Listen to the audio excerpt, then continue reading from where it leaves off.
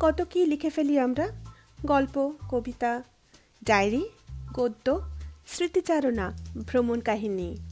আমরা বাংলার বধূরা, মানে আপনাদের প্রিয় বিবিরা, নিয়ে আসছি আমাদের লেখা এবং আমাদের পড়া এই নতুন অনুষ্ঠান গল্প বিবির আসর। আজকে গল্প বিবির আসরে আমি শ্রদ্ধা পড়ছি ভাস্বতী দাশগুপ্তদির লেখা একটি গদ্য কবিতা। কবিতাটির নাম পাখি।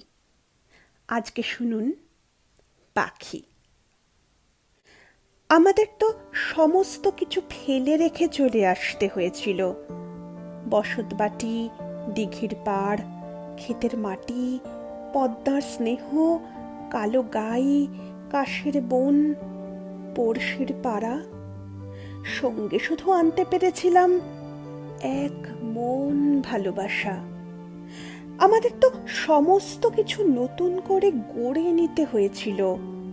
বসতবাটি, নিকোনো উঠোন, সজনের ছায়া, পরন্ত বেলার উপার্জন, লড়াইয়ের অস্ত্র আর দুর্নিবার সাহস। সঙ্গে শুধু ছিল আকাশের আলো, বাতাসের ভাষা, পাখির কুজন আর এক মন ভালোবাসা।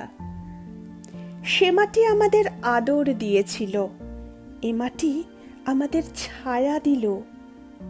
মাঝখানে কর্কশ কাঁটাতারের বেড়া। কে যেন বলেছিল, কি হতে চাস তুই? অমলকান্তি তো রোদ্দুর হতে চেয়েছে, তুই? আমি? আমার মনে পড়ে গেল, পদ্মার পাড়ে আমি কৃষকের ঘরণী হব অঙ্গীকার ছিল। ক্ষেতের মাটি, লাঙলের ফলা, বীজ ধানের টুকরি, নবান্নের ঘ্রাণ, ভরভরন্ত গোলায় উপচে পড়া জোছনা আর মধু ভরা ভরা প্রাণ। সে অঙ্গীকারও আমায় ফেলে রেখে চলে আসতে হয়েছে। আজ আমি শুধু পাখি হতে চাই।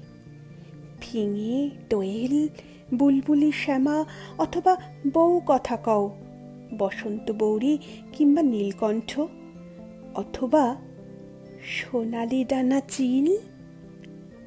কাঁটা তার যাকে কোনো দিন আটকে রাখতে পারবে না।